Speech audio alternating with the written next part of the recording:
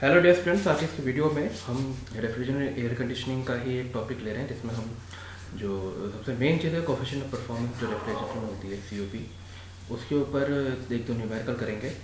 ये बहुत ही important topic है और रेफ्रिजरेशन शुरू ही इस चीज़ से होता है। जैसे कि बाकी मशीन्स में एफिशिएंसी की बात होती है, इसमें कोफिशिएंट ऑफ परफॉर्मेंस की बात होती है। तो जिनको अभी भी नहीं पता कि COP होती क्या है, उनको मैं अभी फिर से बता देता हूँ COP क्या चीज़ है। COP को देखिए हिंदी में कहते हैं निष्पादन गुणांक, ठीक है। COP को हिंदी में कहते हैं निष्पादन गुणांक।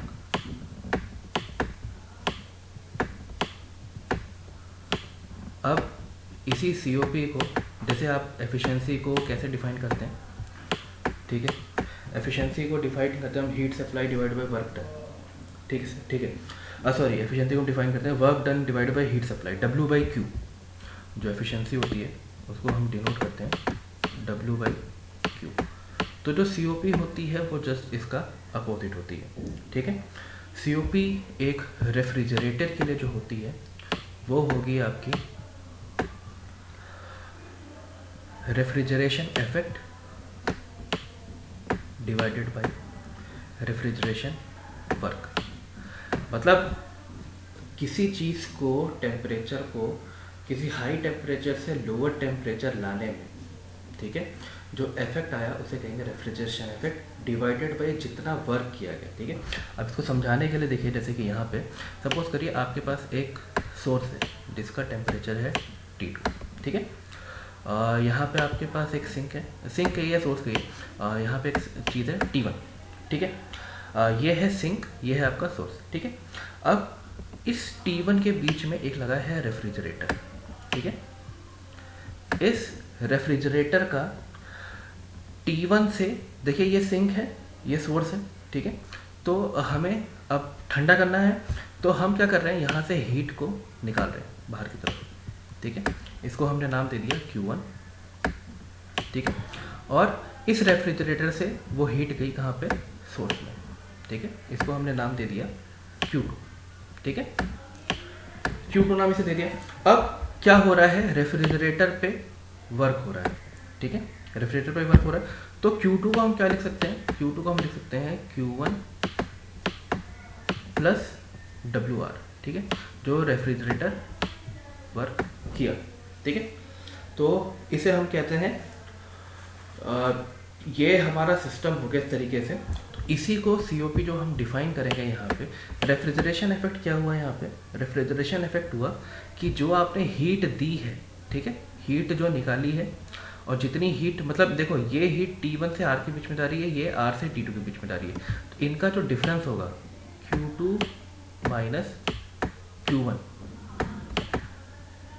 डिवाइडेड बाई सॉरी, ये चीज़ यहाँ पे नहीं आएगी, यहाँ इसको इरेज करते हैं,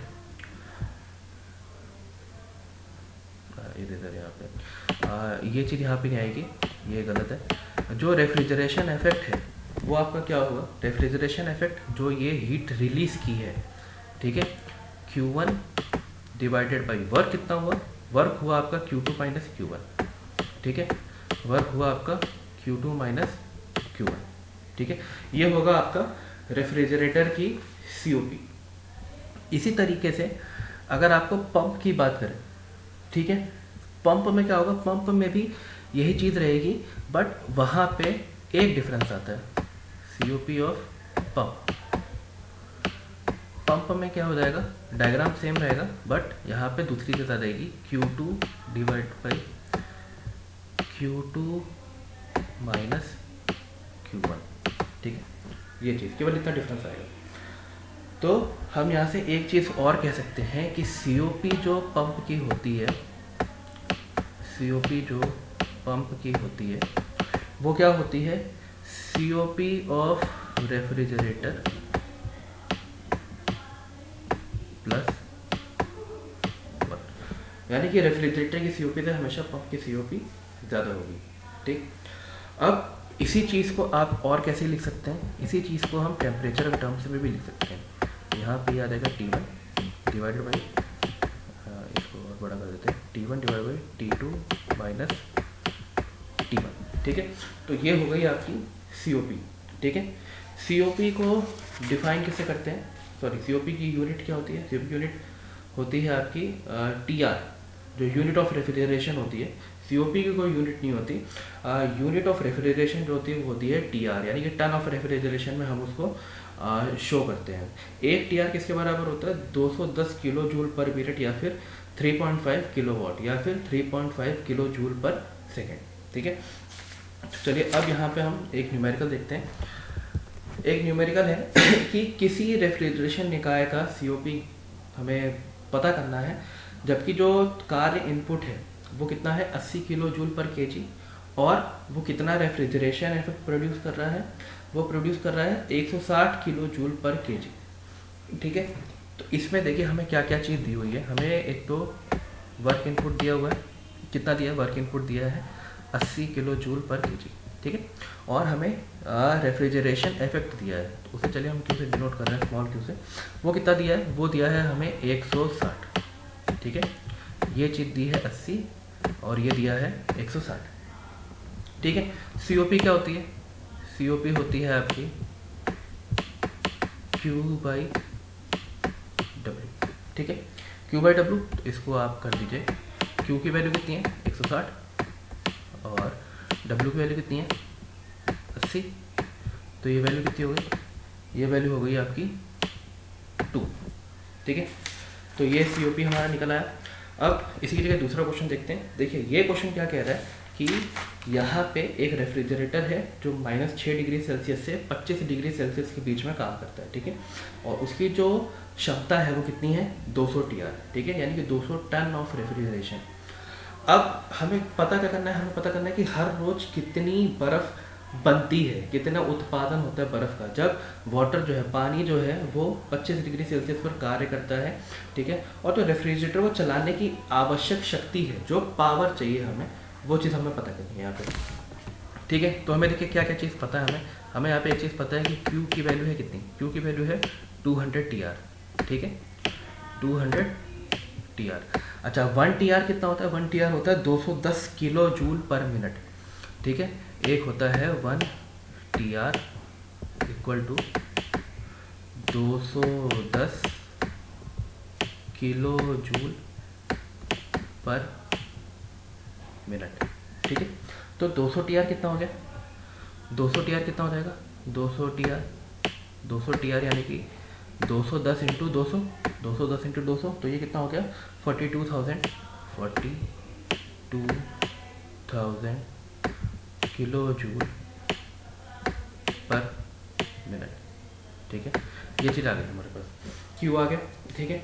अब हम क्या निकालेंगे, अब हम छोटा Q निकालेंगे कि ऊष्मा कितनी लग रही है, ठीक है, कितनी हीट लग रही है। हीट किस चीज़ के लिए चाहिए, हीट हमें चाहिए कि जो 1 kg पानी है जो 25 डिग्री सेल्सियस पे है, उसको 0 डिग्री सेल्सियस पे जब हम आइस में कन्वर्ट करते हैं तो कितनी हीट लगती है।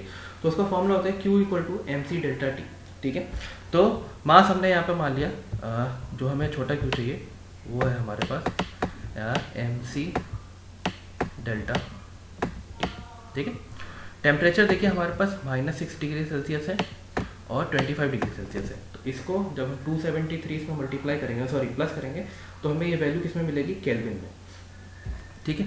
दूसरी MC डेल्टा T के साथ यहाँ पे एक चीज़ आएगी, latent heat of refrigeration HFG, ठीक है। तो ये वैल्यू कितनी हो जाएगी, M की वैल्यू हमने मान ली 1, हमें दी नहीं है, ठीक है। C की वैल्यू कितनी हो गई, C की वैल्यू हो गई आपकी 4.187, ठीक है, into delta T, temperature difference कितना है 25 से हम 0 पे जा रहे हैं, तो ये हो गया 25 डिग्री सेल्सियस, ठीक है, 25 डिग्री सेल्सियस। और फिर यहाँ पे साथ में हीट आ रही है हमारी, ठीक है। तो यहाँ पे आ गया आपका +335,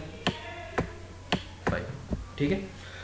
तो यहाँ तक हमने देखा कि हमारे पास दो टेम्परेचर थे, एक हमारे पास कैपेसिटी थी और दूसरा इसके साथ हमने जो हीट हमें चाहिए थी, किस चीज़ के लिए, जो हमें जो टेम्परेचर जो वाटर को आइस में कन्वर्ट करना था, वो चीज़ हमने निकाली। तो ये वैल्यू लमसम कितनी आ जाएगी, ये वैल्यू समथिंग देखिए 4 इंटू 25 हमें पता है 100 के करीब, तो ये 435, तो ये कुछ जो वैल्यू आएगी इसकी, ये आई 439.7 किलो जूल पर केजी। ठीक है, यहाँ तक आ गया। तो प्रति मिनट पर मिनट जो देखिए यहाँ पे एक जो यूनिट है ये है किलो जूल पर केजी, और यहाँ पे जो यूनिट है ये है किलो जूल पर मिनट। ठीक है, तो अब हम यहाँ से ये निकाल सकते हैं कि पर मिनट कितने केजी आइस प्रोड्यूस हो रही है। ठीक है, उसको निकालने के लिए हम क्या करेंगे, हम Q डिवाइडेड बाई Q कर देंगे। ठीक है, तो ये कितना हो जाएगा, ये हो जाएगा आपका 42,000 डिवाइडेड बाई 439.7 439.7। आप ये भी देख सकते हैं kilo joule per minute divided by kilo joule पर केजी, तो ये कितनी वैल्यू आ जाएगी, केजी पर मिनट में ये यूनिट आएगी। तो ये आपकी वैल्यू आई, कितनी आई, ये वैल्यू आएगी आपकी लगभग 95.52 केजी पर मिनट। ठीक है, तो अब जब पर प्रतिदिन का निकालना तो क्या करेंगे, इसमें आप क्या करेंगे, साथ में इसमें आप 60 मल्टीप्लाई कर देंगे, पर आर आ गया, और इनटू कर देंगे कितना 24, तो ये आपका एक दिन की वैल्यू आ जाएगी, कितना आइस प्रोड्यूस हुआ। तो ये लगभग आएगा 137,550 केजी, 0 केजी। ठीक है, अब दूसरी चीज़ हमें निकालनी थी क्या, कि पावर कितनी है। सबसे पहले COP निकाल लेते हैं। COP क्या होगा, COP होगा आपका T1 divided by T2 minus T1। ठीक है, यही होगा। तो T1 कितना है, T1 है आपका -6 डिग्री सेल्सियस, यानी कि ये वैल्यू कितनी हो गई 267 केल्विन, 267 केल्विन। अब T2 कितना है, T2 है आपका 25 डिग्री सेल्सियस, यानी कितना हो गया 298। तो ये हो गया 298 माइनस 267। ठीक है, तो ये वैल्यू कितनी हो गई, ये वैल्यू हो जाएगी आपकी 8.6। ठीक है, तो ये आपका COP आ गया। अब COP का फॉर्मूला क्या होता है, refrigeration effect divided by work done. ठीक है, चलो ये निकालते हैं फिर। अब 8.6 यहाँ पे हुआ, रेफ्रिजरेशन इफेक्ट कितना है 42,000, जो TR होती है हमारी। ठीक है, 42,000 डिवाइडेड बाई वर्क डन। तो यहाँ से आप वर्क की वैल्यू निकाल लीजिए। वर्क की वैल्यू कितनी आई, वर्क की वैल्यू आई आपकी कितनी आ जाएगी, 42,000 डिवाइडेड बाई 8.6, 42,000 डिवाइड बाई 8.6, तो ये वैल्यू लगभग आएगी आपकी 4884 ये आएगी 4884 किलो जूल पर मिनट। ठीक है, किलो जूल पर मिनट। ठीक है, यहाँ पे वैल्यू आई। अब तो रिक्वायर्ड पावर कितना हो जाएगा, रिक्वायर्ड पावर हो जाएगा आपका, इस वर्क को आप किससे डिवाइड कर दीजिए, इसको डिवाइड कर दीजिए 60 से, तो ये यूनिट क्या बनेगी, ये यूनिट देखिए आपकी किलो जूल पर सेकंड हो जाएगी। तो इसको हम किसे क्या लिख सकते हैं, किलो वॉट। तो ये वैल्यू कितनी हो जाएगी, ये वैल्यू हो जाएगी आपकी 4884 डिवाइडेड बाई 60, तो ये वैल्यू कितनी हुई, ये वैल्यू हो जाएगी आपकी 81.4 किलो वॉट। ठीक है, तो यहाँ पे ये चीज़ हमें पता लगी। अब तो यहाँ पे देखिए हमारी जो आपके पास जो डेली जो पावर जितनी आइस बननी थी वो बनी 137,550 केजी, और जो पावर आई वो आई 81.4 किलो वॉट। ठीक है, आई होप आपको ये चीज़ समझ में आई होगी। अब इसी चीज़ को हम नेक्स्ट वीडियो में और कुछ न्यूमेरिकल्स करने की कोशिश करेंगे ताकि ये कंसेप्ट और क्लियर होते जाएँ। आई होप आपको आज COP समझ में आएगा, क्या होता है निष्पादन गुणांक, क्या होता है और उसके न्यूमेरिकल्स कैसे सॉल्व करना है, उसका फॉर्मूला जो था वो सारी चीज़ें बताई गई। तो ये वीडियो अगर आपको समझ में आएगी तो आप इसको ज़्यादा से ज़्यादा शेयर करें और सब्सक्राइब करें। Thank you very much.